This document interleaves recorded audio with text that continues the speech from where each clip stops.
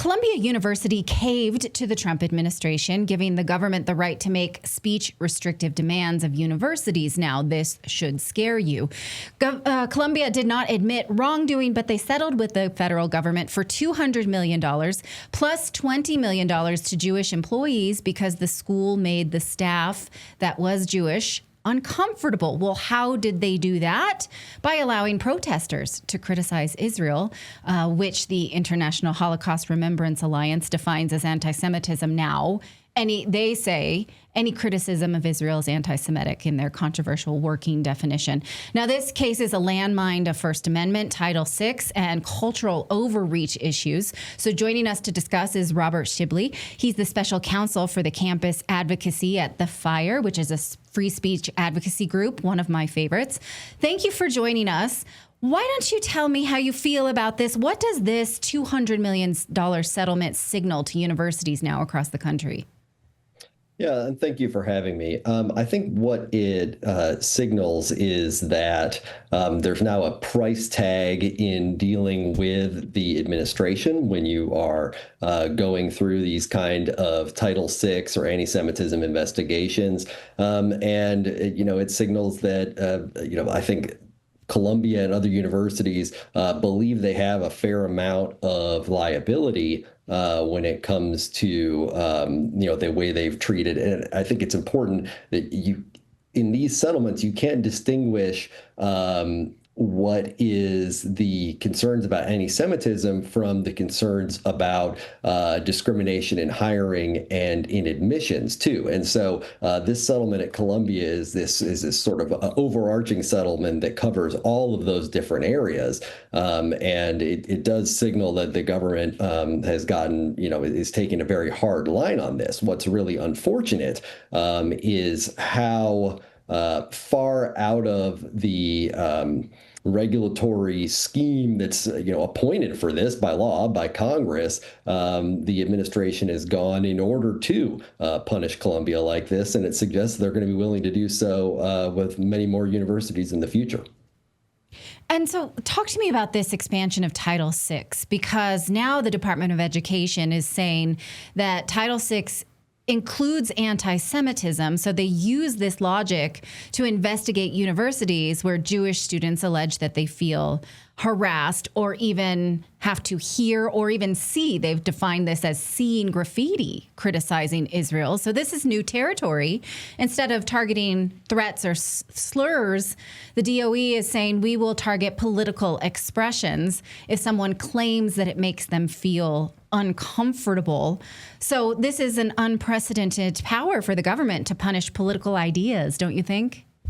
Well, it's interesting. There is some precedent for this in terms of the abuses that we saw of Title IX to silence people with dissenting views on campuses about sex or gender. And so we saw over the years with Title IX stuff, this sort of mix between the government deciding that they are going to find a university to have violated Title IX, not just because somebody was actually engaging in sex discrimination, but also because people, either they or other people around them, et cetera, were saying things that were considered to be offensive, but were actually protected by the First Amendment. And now we're seeing that slip over into this Title VI area. And, while Title VI deals with race, color, and national origin, it's since I think around 2003 or 4, actually, the government under both parties has determined that they believe anti-Semitism falls within its restrictions, and so you have a lot of sort of complicated legal things that are they're being built one on the top of the next by like a Jenga tower, and you're seeing just how much power the government ends up with by the time done interpreting everything. And I think it is, pretty alarming if you care about the independence of colleges and universities, who, by the way, have not covered themselves in glory in any way. I mean, obviously there are lots of abuses on campus. That's why FIRE is around, right? But this is not the right way to handle it.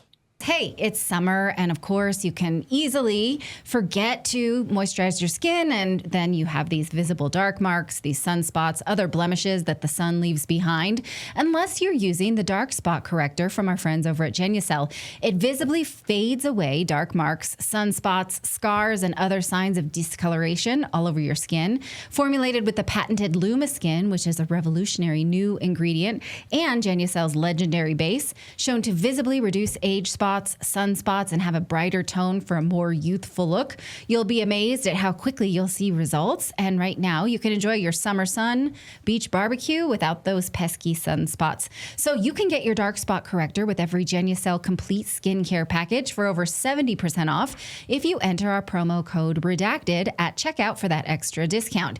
It's guaranteed or your money back. So head on over to Genucel.com/redacted and use the code Redacted one more time. That's Genucel.com/redacted. Using the code Redacted, and you get that free spa box with 2 bonus gifts plus free shipping.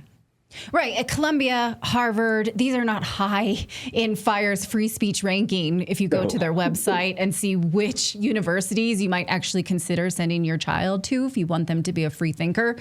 We're not defending them, right? But we also don't defend that the government has a say. One of the things that Robert F. Kennedy Jr. said in his idea about free speech and Columbia was that he wanted control over Middle East studies. That was in his actual press release, that we need to make sure that the way that Middle East studies is not done in a way that might increase anti-Semitism. I don't think anyone would ever want the government setting academic curricula, right?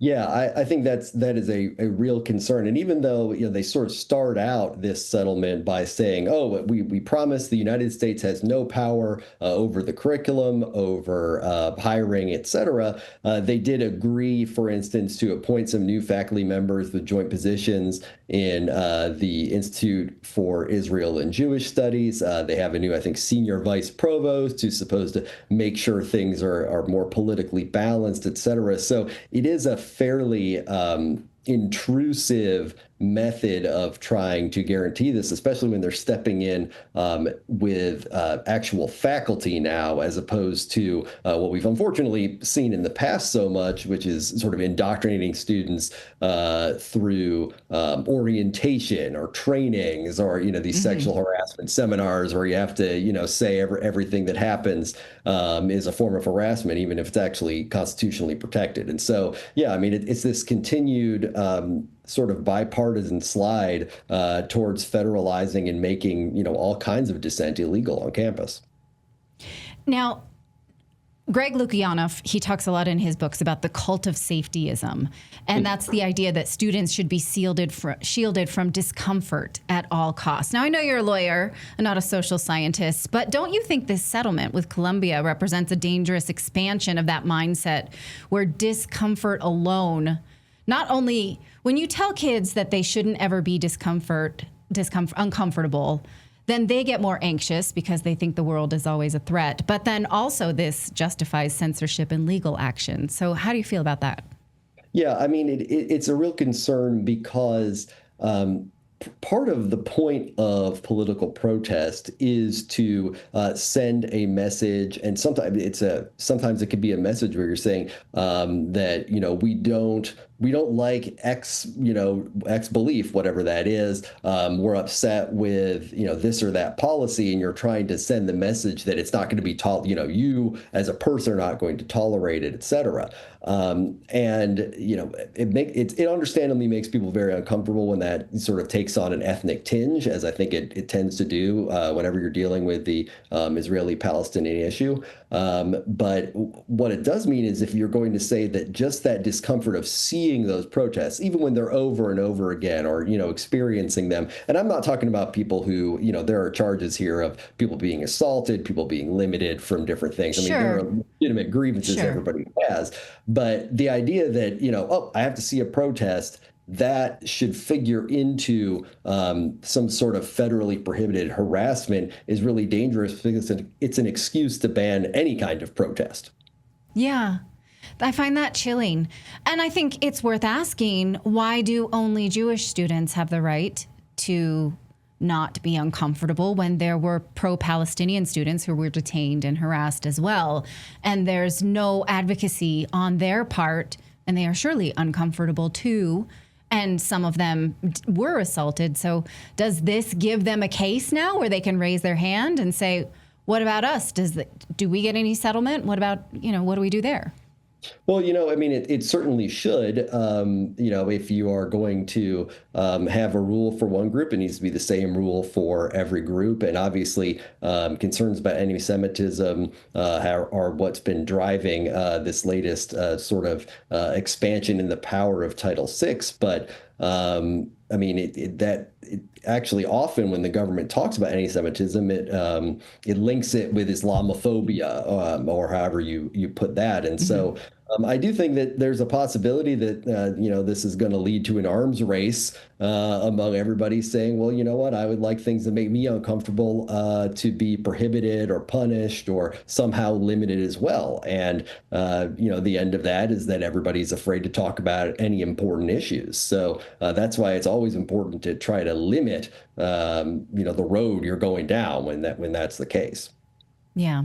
We have this comment that says, they were blocking pathways to class and things like that. And FIRE makes a very clear distinction is you cannot disrupt learning. You have to abide by the law. But the law already protects this without this extra protection of motivation for why you're doing it. You can't do it full stop, right? And so can you you make that crystal clear in almost every communication that you put out on your website and on your X, but maybe you can just say it one more time for the back of the room.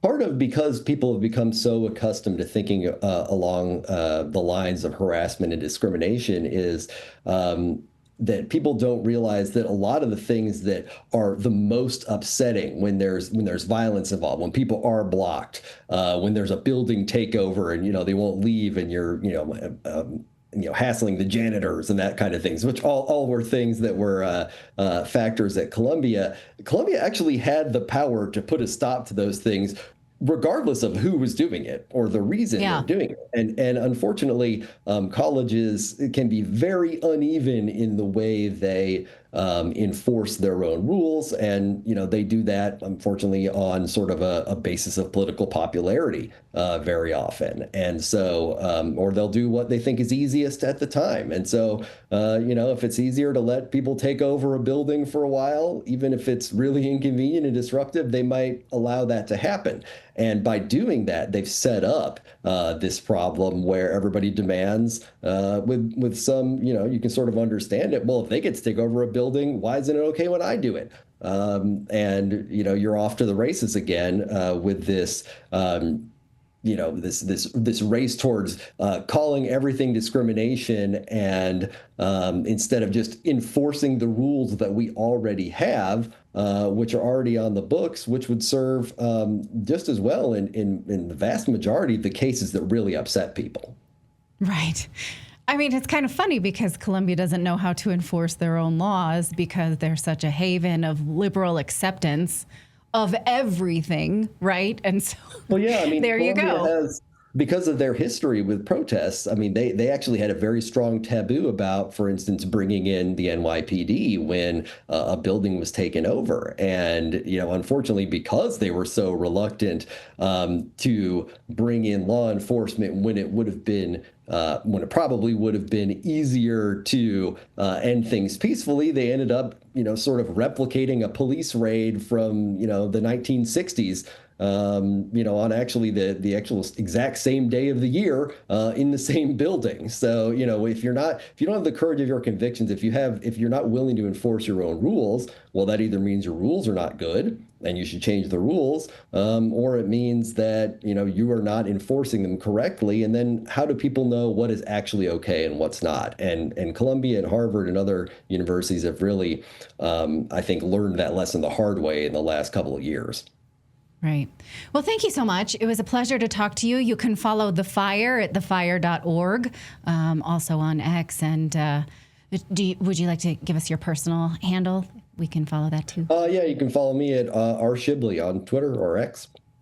Excellent. It was a pleasure to talk to you. Thank you so much for your expertise. Thank you. Bye-bye.